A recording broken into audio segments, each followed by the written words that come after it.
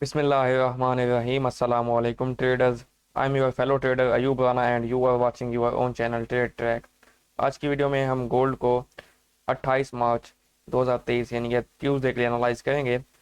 First of all हम कल की बात करते हैं। कल का दिन एक स्ट्रांगली बेयरिश दिन रहा गोल्ड में। कल चूंकि मैं गोल्ड में थोड़ी रिट्रेसमेंट एक्सपेक्ट कर रहा था, मैं इसको देख रहा था 1980 या 85 के आसपास, तो मैं वहां से इसको सेल करना चाह रहा था। लेकिन गोल्ड जो है कल काफ़ी वीक रहा और ऊपर की तरफ इसने कोई वीक नहीं दी। गोल्ड डायरेक्टली जहाँ से ओपन हुआ वहीं से नीचे चला गया। तो कल जो है सेल की जो ट्रेन चली, वो गाड़ी चली, हम उसमें बैठने में उसको हम मिस कर गए, यानी मैं उसमें हम बैठ ना सके। अब ऐसे दिन में होता क्या, जो एक ट्रेडर है जब उससे इतनी बड़ी मूव मिस हो जाए तो वो क्या पैनिक कर जाता है, तो वो गलत ट्रेड नहीं लेता है। लेकिन अल्हम्दुलिल्लाह हमने कोई भी गलत ट्रेड नहीं ली। हमने अपने लेवल्स पे बाई की ट्रेड पुट की और हमने 70-80 पिप्स निकाले कल के। और मेरा डेली का जो टारगेट होता है वो आज ये रमज़ान के दिन है। आज के दिन जो है ये रमज़ान के दिन है, तो इनकी वजह से मेरा डेली का टारगेट 100 पिप्स मुझे मिल जाए तो मैं सोचता हूँ कि टारगेट डेली का अचीव हो गया। क्योंकि मैं दिन 12 बजे से यानी कि लंदन ओपन से यूएस ओपन तक ट्रेड करता हूँ, तो इतना कोई टाइम नहीं होता। 6-7 घंटे होते हैं। 6-7 घंटे में आपको 100 या 150 पिप्स मिल जाए तो काफ़ी होते हैं। तो मेरे ख्याल में कल का दिन भी हमारा परफेक्ट रहा। और हमने जो है, क्योंकि ऐसे दिन जो होते हैं ना, जब ये इतनी बड़ी बेरिश मूव चलती है तो बहुत से लोगों के अकाउंट वॉश हो जाते हैं। ट्रेडर्स जो है पैनिक कर जाते हैं, क्योंकि उन्हें लग रहा होता है कि मार्केट यार इतना गिर रही है, मेरा एनालिसिस क्या इतना ख़राब है कि मुझे ट्रेड नहीं मिल रही। आपका एनालिसिस ख़राब नहीं होता। ट्रेडिंग जो है, आपके अकाउंट्स हैं 100, 200, 500, 1000 के। इतनी ट्रिलियंस की मार्केट है, यहाँ पे आपको वेट करके प्रॉपरली ट्रेड लेनी होती है। तो हमने वेट किया, हमें जहाँ पे अच्छी ट्रेड मिली बाय किया। रिट्रेसमेंट में हमने 70-80 पिप्स लिए और उसके बाद सेल की ट्रेड इंशाल्लाह आज मिल जाएगी। कल के दिन हमारी जो सेल की एक मूव थी वो हमसे मिस हो गई, क्योंकि मैं प्रॉपर जगह से ट्रेड को पकड़ता हूँ। मैं प्रॉपरली कहीं से मुझे ट्रेड में नहीं मिली तो मैं फिर बीच में एंटर नहीं हुआ। खैर, मेरा जो आईबी लिंक्स हैं वो डिस्क्रिप्शन में गिवन है। मेरा प्राइवेट ग्रुप आप ज्वाइन कर सकते हैं जो बिल्कुल फ्री है। सिर्फ आपको करना क्या है कि मेरे आईबी लिंक से ज्वाइन करना है, या फिर अगर आपका पहले से ऑक्टाफेक्स या एक्सनेस में अकाउंट है तो आप अपना आईबी चेंज कर सकते हैं। मुझे स्क्रीनशॉट भेज के मेरे ग्रुप में आ सकते हैं। तो बात करते हैं आज की। फर्स्ट ऑफ ऑल हम इकोनॉमिक कैलेंडर देखते हैं। आज के दिन शाम 5:30 बजे 5:30 PM according to Pakistan time हमारे पास लीस्ट इंपॉर्टेंट डेटा है good trade balance and preliminary wholesale inventories हैं, यूएसडी का डेटा है। उसके बाद शाम 6 बजे 6 PM according to Pakistan time ये भी लीस्ट इंपॉर्टेंट डेटा है, जिसमें एसपीआई मंथ बाय मंथ है and SNP CS composite 20 SPI year by year है। ठीक है, ये भी लिस्ट इंपॉर्टेंट डेटा है। उसके बाद बात करते हैं जी, इंपॉर्टेंट डेटा है सीबी कंज्यूमर कॉन्फिडेंस, जो कि हमारे पास 101 से 10, सॉरी लास्ट टाइम का जो है 102 है और अब की बार जो एक्सपेक्टेड है 101 है। अगर तो ये 101 से ग्रेटर आएगा तो ये बेहतर होगा गोल्ड, यानी कि इसके लिए यूएसडी के लिए पॉजिटिव होगा और गोल्ड के लिए नेगेटिव होगा। लेकिन अगर ये 102 से भी ग्रेटर आ जाए, 103 आ जाए, तो ये स्ट्रांगली पॉजिटिव होगा और फिर ये गोल्ड के लिए नेगेटिव चीज़ होगी।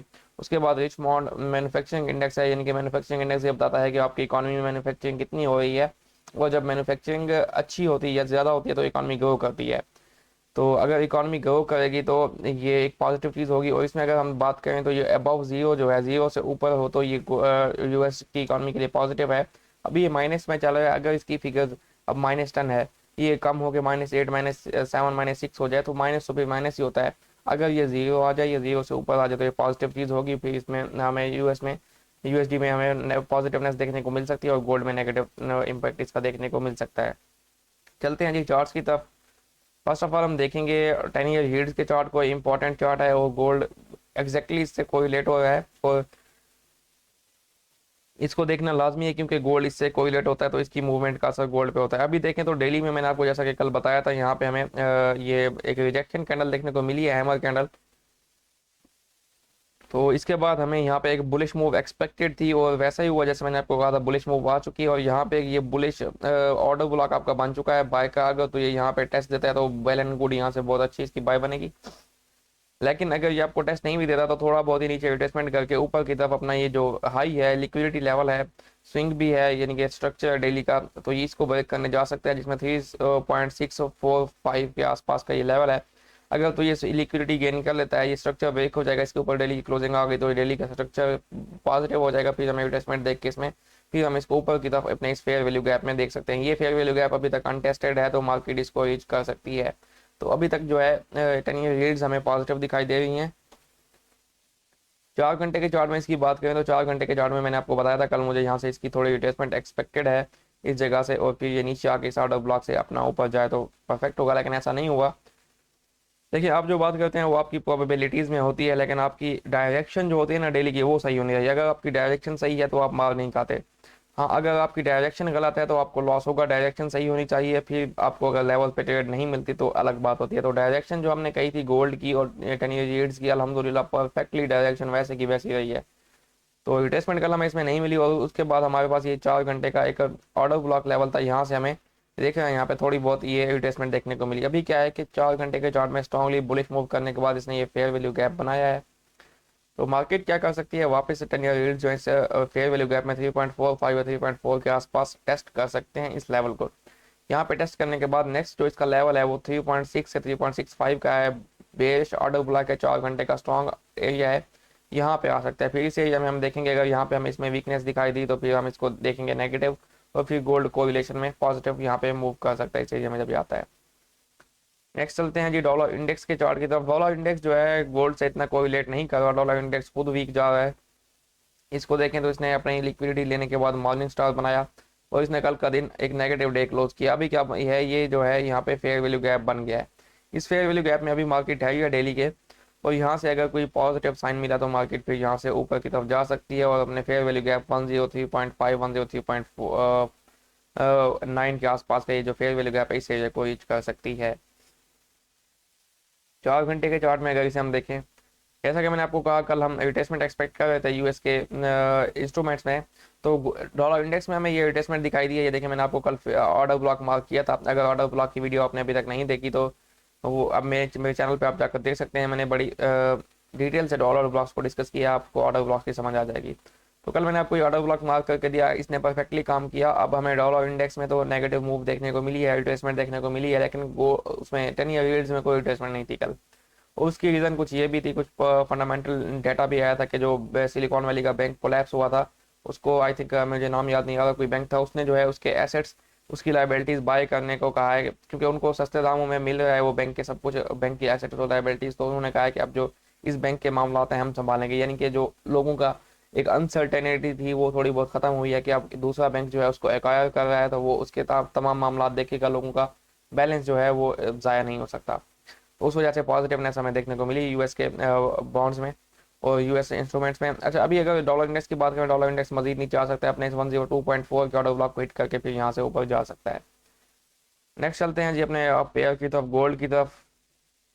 गोल्ड को हम डेली के चार्ट से देखेंगे। डेली के चार्ट में देखें तो स्ट्रांगली नेगेटिव क्लोजिंग आई है गोल्ड में, और जो कल की डेली की कैंडल क्लोज हुई है उसके ऊपर कोई वीक नहीं है। और एक और बात जो मैं आपको यहाँ पे बता रहा था, यहाँ पे डबल टॉप की कंफर्मेशन हो गई है, स्विंग बन गए हैं।